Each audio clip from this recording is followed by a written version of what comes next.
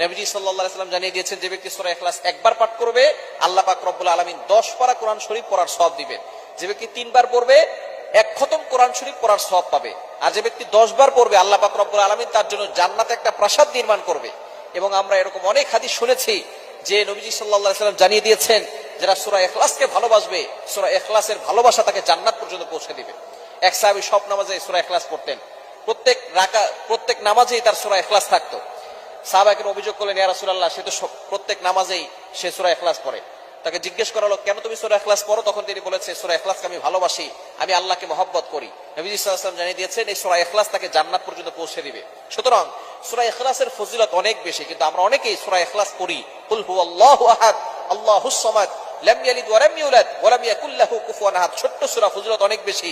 এই কারণে আমরা অনেকেই সূরা ইখলাস দিয়ে নামাজ পড়ি, কিন্তু আমাদের একটা ভুলের কারণে নামাজ বাতিল হয়। সেটা কি? আমরা অনেকে কফের জায়গায় কাফ পড়ি। একটা হচ্ছে কফ আর একটা হচ্ছে কাফ। কাফটা একটু পাতলা হবে, চিকন হবে, আর কফ একটু শক্ত করে পড়তে হবে। অনেকেই এই ভুলটা করে। কফ দিয়ে পড়লে কুল হুয়াল্লাহু আহাদ, এটা যদি আপনি পড়েন তাহলে অর্থ হবে, নবী আপনি বলুন আল্লাহ এক, অদ্বিতীয়। আল্লাহ পাক রব্বুল আলামিন তার পরিচয় দিচ্ছেন এখানে। আল্লাহ পাক রব্বুল আলামিন এখানে বলছেন কুল হুয়াল্লাহু আহাদ, এখানে কফ দিয়ে পড়ছেন। কিন্তু অনেকেই ভুল করে, উচ্চারণ সঠিক না হওয়ার কারণে তারা পরে কাফ দিয়ে কুল হুয়াল্লাহ। কুল শব্দের অর্থ হচ্ছে খাওয়া, আপনি খান। হুয়াল্লাহু আহাদ, আল্লাহ এক। সুতরাং কোরআন শরীফের কোন অর্থ যদি চেঞ্জ হয়ে যায় তাহলে আপনার নামাজ হবে না, নামাজ বাতিল হয়ে যাবে।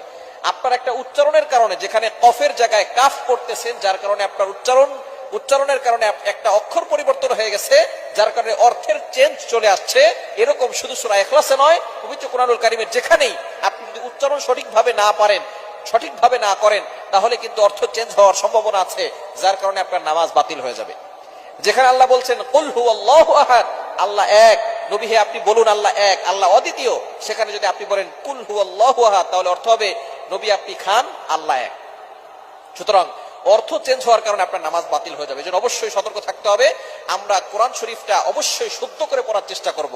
দুনিয়ার সবকিছু ঠিকঠাক মতো চলে, শুধু কোরআন শরীফের বেলায় কোরআন শরীফটা শুদ্ধ করে পড়ে না। আপনি কোরআন শরীফ সব না পারেন, যে সূরাগুলো দিয়ে আপনি নামাজ পড়েন, ছোট ছোট সূরা, এগুলো তো আপনি শুদ্ধ করে পড়তে পারেন।